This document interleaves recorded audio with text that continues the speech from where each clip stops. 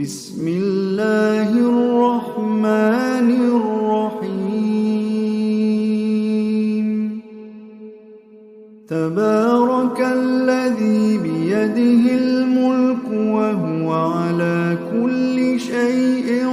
قدير الذي خلق الموت والحياة ليبلوكم أيكم أحسن عملا وهو العزيز الغفور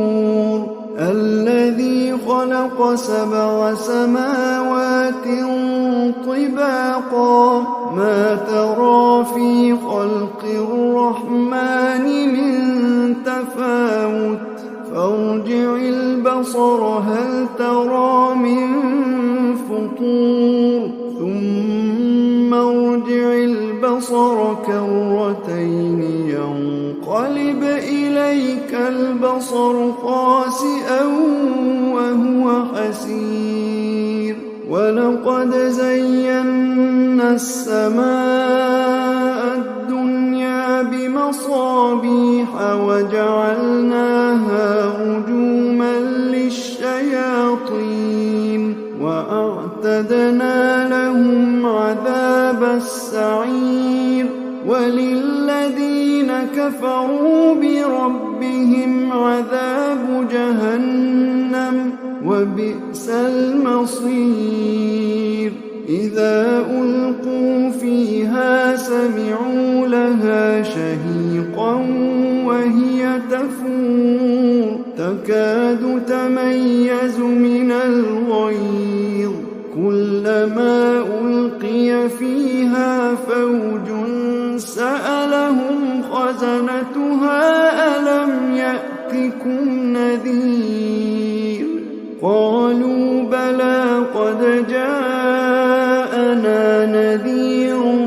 فكذبنا وقلنا ما نزل الله من شيء إن أنتم إلا في ضلال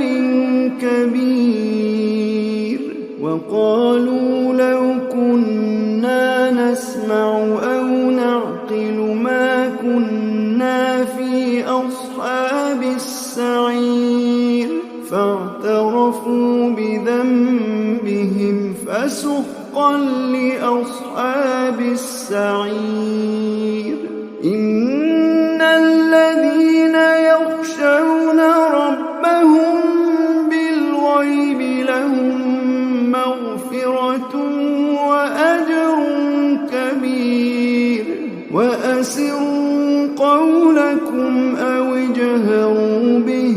إنه عليم بذات الصدور ألا يعلم من خلق وهو اللطيف الخبير هو الذي جعل لكم الأرض ذلولا فامشوا في مناكبها وكلوا من رزقه وإليه النشور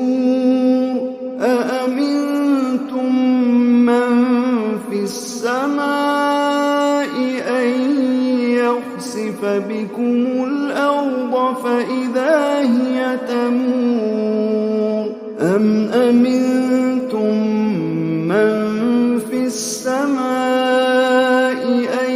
يرسل عليكم حاصبا فستعلمون كيف نذير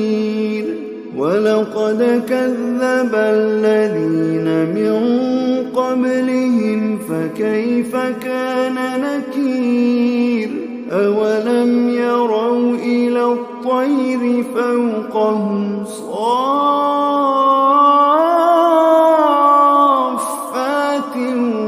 ويقبضن ما يمسكهن إلا الرحمن إنه بكل شيء بصير أمن هذا الذي هو جند لكم ينصركم من دون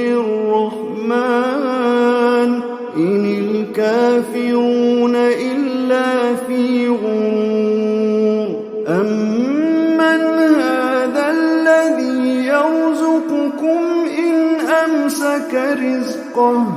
بل لجوا في عتو ونفور أفمن يمشي مكبا على وجهه أهدى أمن يمشي سويا على صراط مستقيم قل هو الذي أنشأكم وجعل لكم السمع والأبصار والأفئدة قليلا ما تشكرون قل هو الذي ذرأكم في الأرض وإليه تحشرون ويقولون متى هذا الوعد إن كنتم صادقين قل إنما العلم عند الله وإنما أنا نذير مبين فلما رأوه زلفة سيئت وجوه الذين كفروا وقيل هذا الذي كنتم به تدعون